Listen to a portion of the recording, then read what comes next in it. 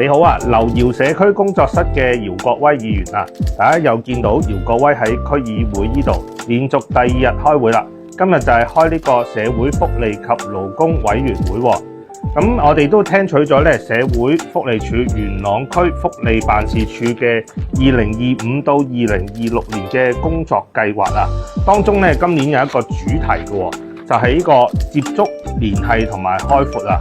更加重點我哋要諗一諗點樣支援好社區上面嘅長者同埋照顧者。咁工作計劃亦都講到今年關於安老服務、康復服務、青少年服務、家庭及兒童福利服務方面嘅重點。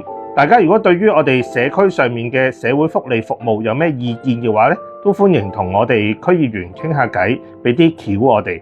我係姚國威議員，請你繼續支持、讚好同埋分享我哋嘅工作，多謝你，拜拜。